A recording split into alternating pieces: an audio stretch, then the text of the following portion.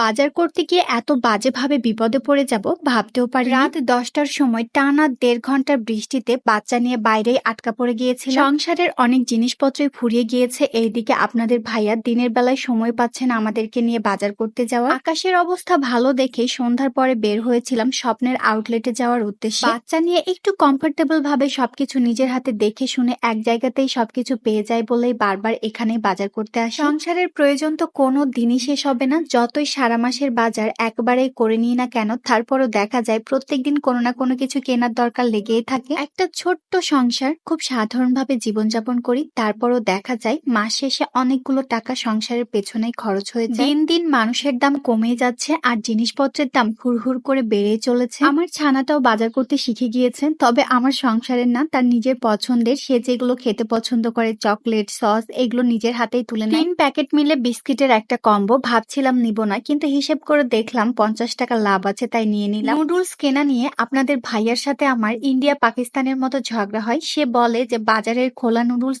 আর এই packet noodles গুলোর মধ্যে নাকি কোনো পার্থক্য নাই। আমার এই নুডলস গুলোই খেতে ভালো লাগে, আর আপনাদের ভাইয়া বলে এটা নাকি আমার মনের ধোকা, বাজারের খোলা নুডলস আর এই নুডলস গুলোর টেস্ট নাকি সেম। আমার ছানাটাকে নিয়ে এই কর্নারটায় আসতে চায় না, কিন্তু সে আমাকে হাত ধরে টেনে নিয়ে চলে এসেছে আর তার পছন্দ মতো ড্রিঙ্কস গুলো তুলে নিয়ে। ছোটবেলায় মাকে দেখতাম একটা কাগজের টুকরায় সংসারের প্রয়োজনীয় বাজারগুলো লিখে রাখতো, আর সেই কাগজ দেখে দেখে মা বাজার করত। সময়ের সাথে সাথে অনেক কিছুই পরিবর্তন হয়ে যায়, আর তার সাথে আমরাও পরিবর্তন হই। এখন আর বাজারের লিস্টের জন্য কাগজের টুকরা লাগে না, মোবাইল থাকলেই হয়ে যায়। মোটামুটি সবকিছুই বাজার করা হয়ে গিয়েছে, এখন লেনদেনটা ক্লিয়ার করে নিব, তাহলেই হয়ে যাবে। এরই মধ্যে হঠাৎ করে ঝড় বৃষ্টি শুরু হয়ে যায়। রাজশাহীতে এত বেশি গরম যে বৃষ্টির দেখা পাওয়া সত্যি ভাগ্যের ব্যাপার। বৃষ্টি দেখতে তো ভালোই লাগছিল, ভেবেছিলাম কিছুক্ষণ পরে বৃষ্টি থেমে যাবে, তারপরে আমরা গাড়ি করে বাসায় চলে যাব। আমার ছোট্ট ছানাটা ঝড় দেখে বলছে, আম্মু সবকিছু উড়ে যাচ্ছে কেন? ঝড় বৃষ্টির পরিমাণ আস্তে আস্তে আরো বেশি বাড়তে লাগলো। 1 ঘন্টা ধরে অপেক্ষা করছি বৃষ্টি থামার, কিন্তু বৃষ্টি তো থামছেই না। আমাদের মতো